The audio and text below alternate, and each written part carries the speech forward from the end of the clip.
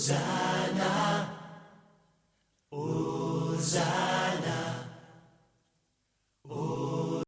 leva les yeux au ciel, soupira et dit Ephata, qui signifie justement lève-toi. Marc 6, 34. C'est les temps de l'ouverture divine. Dieu veut justement débloquer tout ce que le monde a fermé, ta foi, ta santé, mais également ta destinée. Bonjour à vous, très chers fidèles de partout où vous nous suivez en tout cas.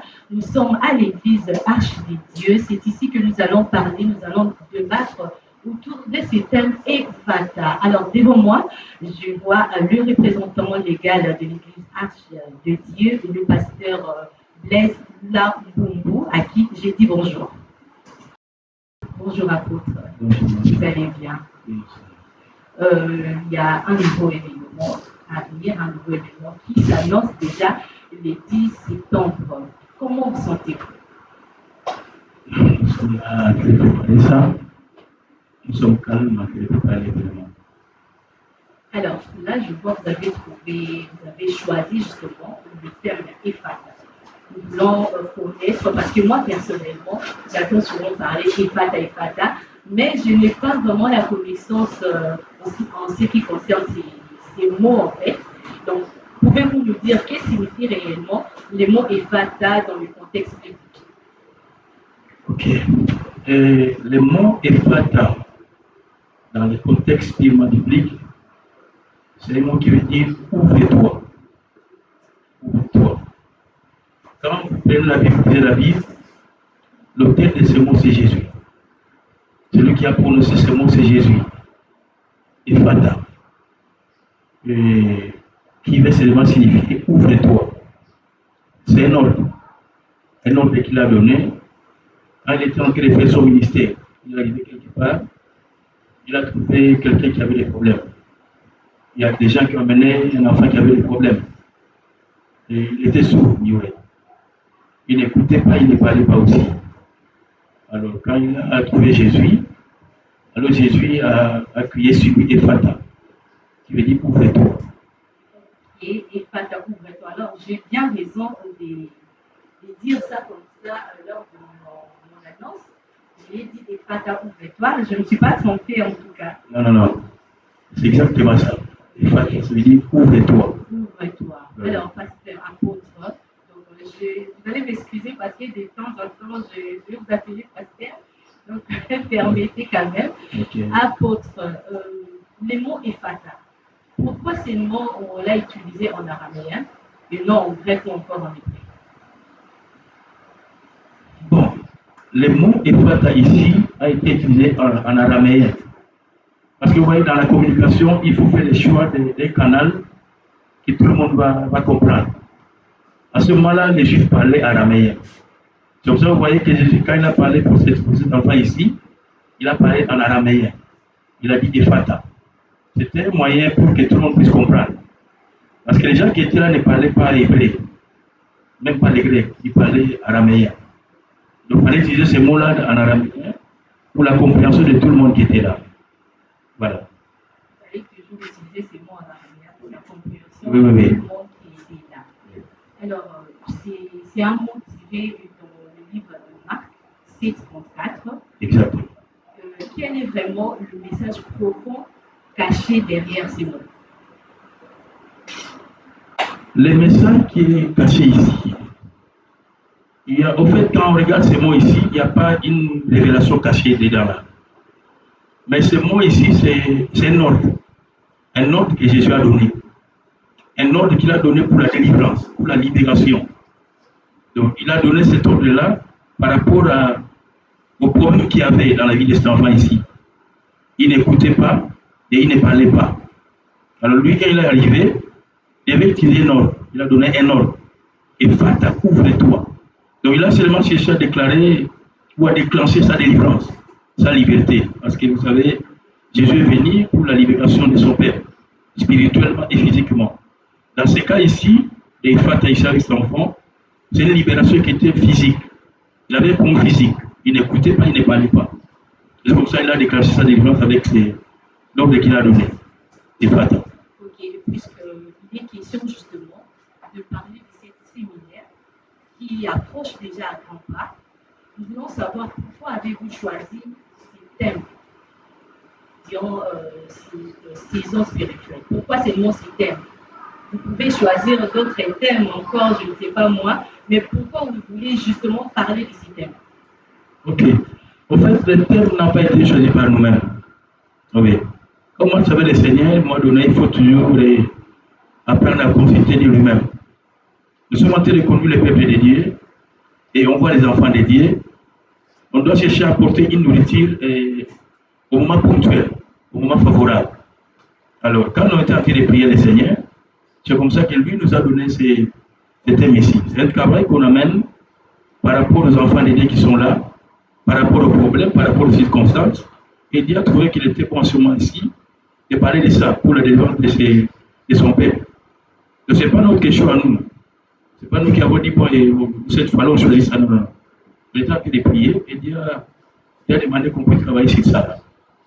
C'est le thème épatant. Donc, on espère que les jours J, il y aura du miracle, il y aura de l'impact, des changements, surtout avec ces thèmes que Dieu lui-même vous a révélés justement. Bon, et le Dieu de la Bible n'a jamais changé. Il n'a pas encore changé. Dieu est le même. Hier, aujourd'hui et éternellement. Et nous avons la foi. Nous croyons que Dieu ne parle pas en vain. Quand il donne la vision, il donne la provision. Comme cette fois-ci, pour cette campagne, il a donné cette vision des Fata. Et nous les croyons que Dieu sera au rendez-vous. Dieu sera au rendez-vous pour toucher, pour libérer, pour délivrer ses enfants. Dieu sera au rendez-vous. Dieu sera au rendez-vous pour tous ceux qui viennent de nous rejoindre, ceux qui n'ont pas pu nous prendre de les débuts. Nous sommes à l'église Arche des Dieux. Je suis avec l'apôtre Blaise, c'est ça. Je suis avec l'apôtre Blaise. J'espère que je n'ai pas massacré votre nom.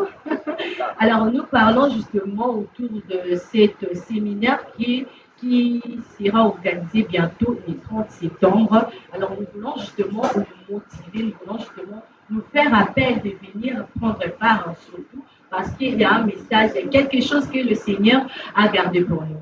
Alors, apôtre, parlez-nous de cette semaine spéciale dénommée Impact spirituel. Parce que moi, je l'appelle comme ça, Impact spirituel, parce que Fata, j'estime que lorsque je viendrai ici, le Seigneur fera de grandes choses dans ma vie.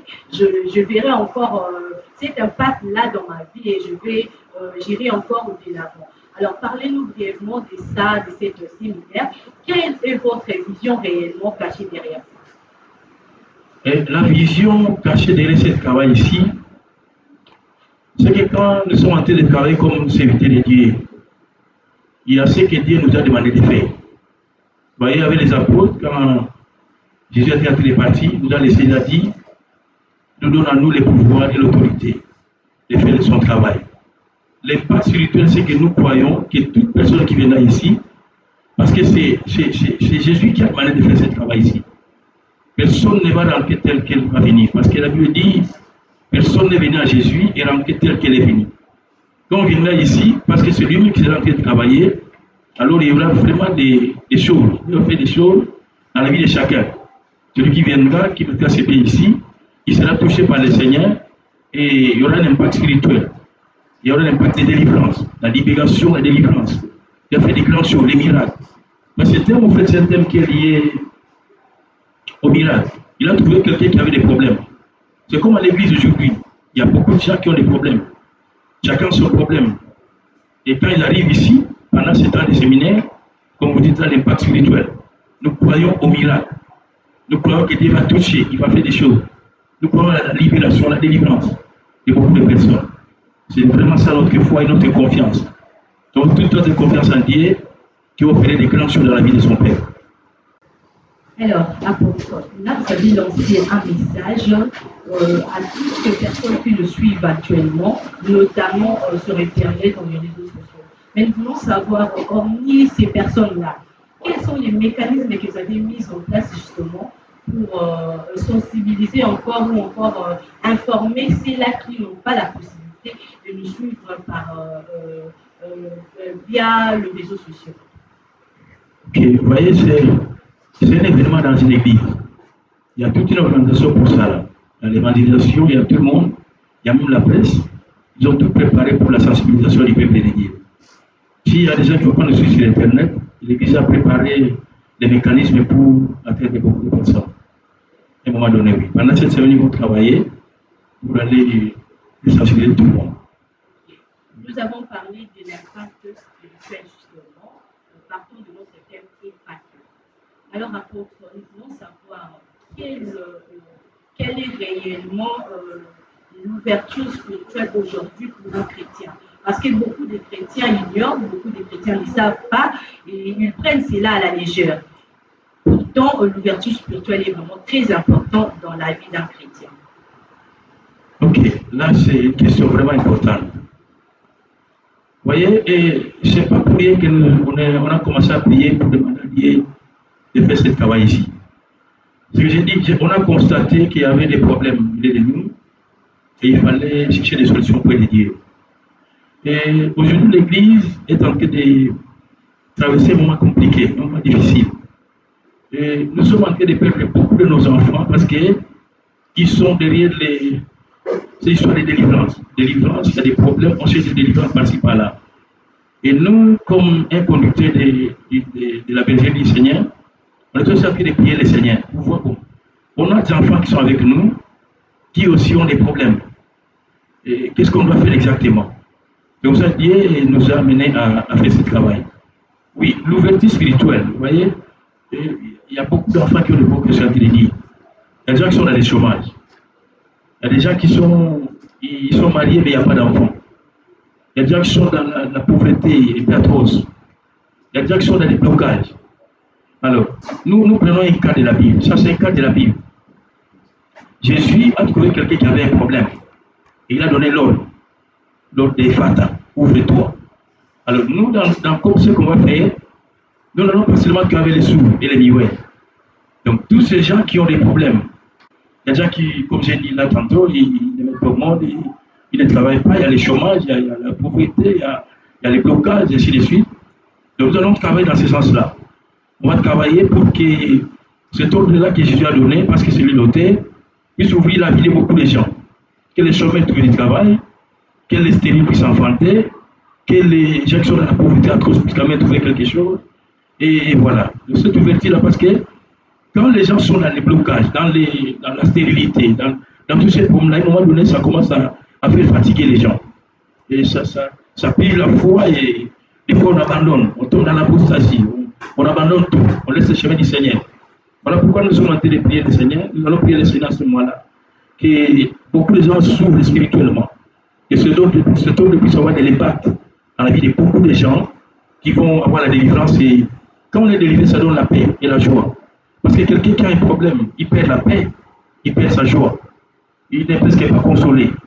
Mais quand il arrive avec son problème, et qu'il y a la délivrance, il a une solution, il trouve la consolation, il trouve la paix, et il retrouve encore la joie, et il peut continuer à servir le Seigneur correctement. Voilà ce qu'on peut dire. Ok, là vous avez énuméré beaucoup de choses, vous avez parlé de l'accomplissement, du point de vue social, on voit le travail, le mariage, l'appointement, tout ça, ça englobe les deux. On a parlé ici justement de l'ouverture spirituelle.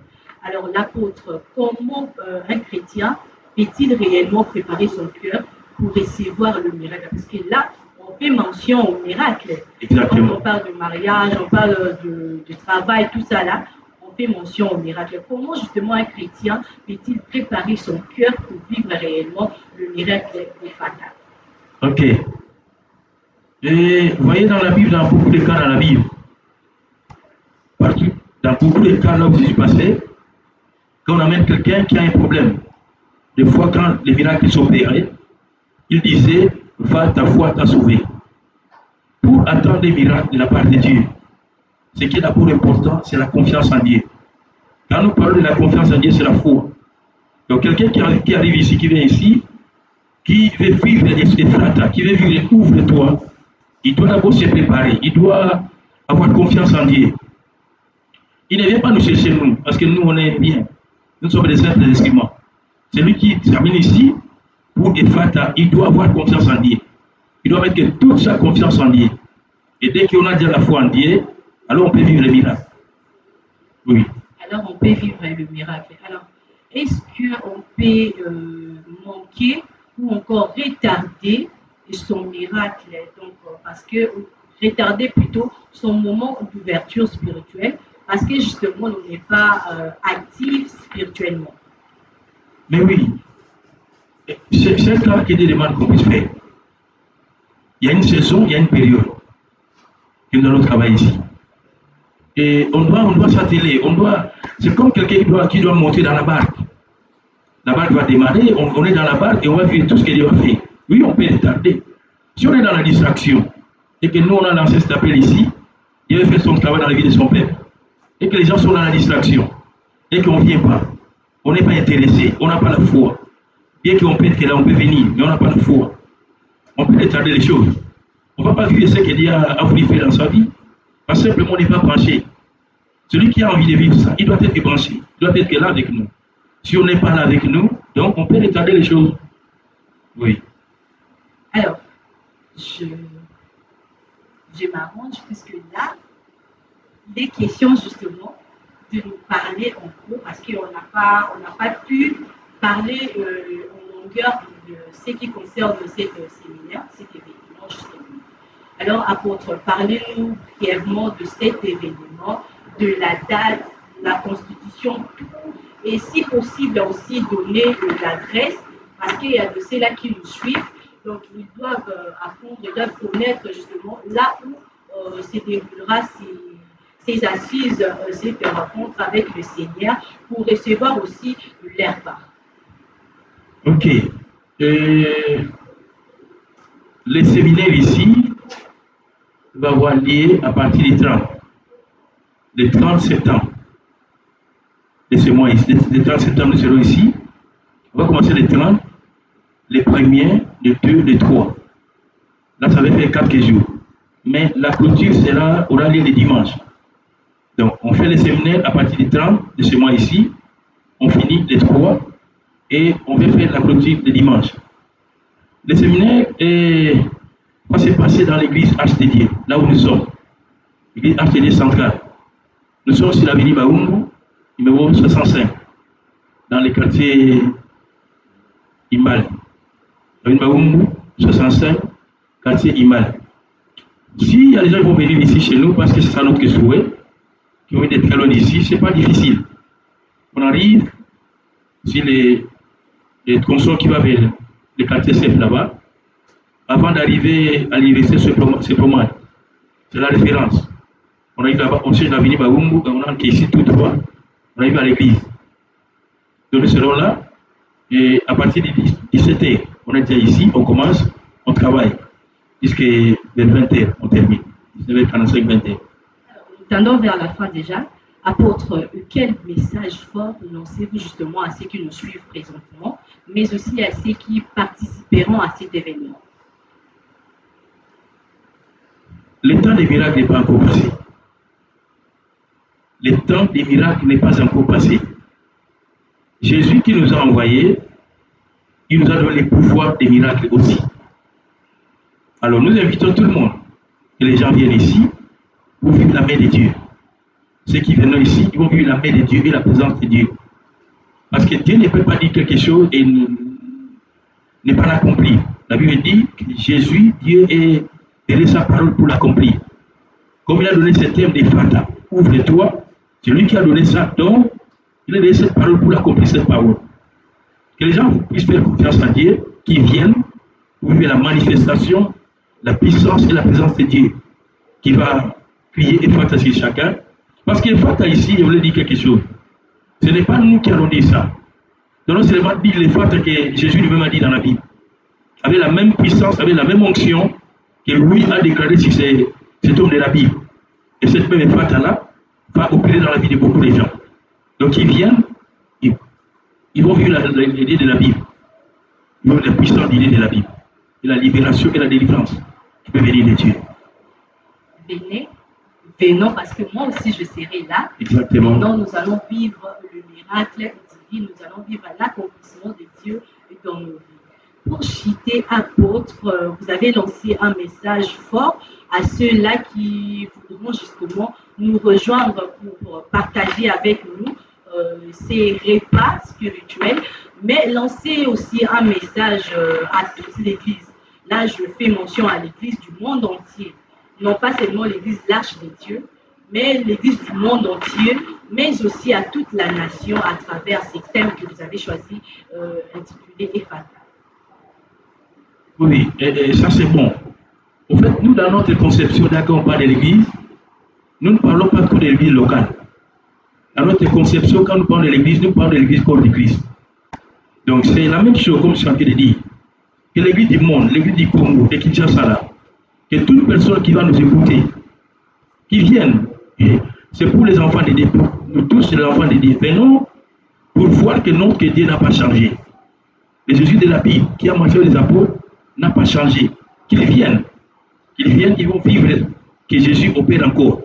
Il a opéré et il opère encore. Il opère encore. Il agit encore dans la vie de son peuple. Comme il a dit, mon père agit, moi aussi j'agis. Nous sommes les enfants de Dieu. Si nous sommes là, ce n'est pas nous. Si nous sommes là, c'est Dieu qui est au milieu de nous. C'est Dieu dans nous. Comme il déclare dans sa parole. Si je prie, ce n'est pas moi, mais c'est Christ qui vit en moi. Le Christ qui vit en moi, c'est lui qui va opérer. Nous avons confiance que le Christ qui vit en moi va opérer. Alors les enfants de Dieu, partout ils sont, s'ils vont nous écouter, ils vont nous suivre sur Internet. Ils vont rencontrer les gens qui sont en train de faire la sensibilisation. Qu'ils viennent. Ils viennent, ils vont vivre la main de Dieu et la puissance de Dieu. Là, nous sommes certains. Le Dieu de la Bible est vivant, le Dieu de la Bible agit. Venez, nous allons célébrer, nous allons apprendre, nous allons écouter, nous allons manger ensemble la bonne nouvelle parce que je suis sûre et certaine qu'il y a une portion des Écritures, une portion de la parole réservée, qui t'est réservée. En tout cas, il faut venir parce qu'il faut saisir justement l'accomplissement, le miracle. Il faut être actif, éveillé surtout pour ne pas manquer, pour ne rien rater, pour être toujours à l'écoute attentive et recevoir ce que le Seigneur nous a réservé.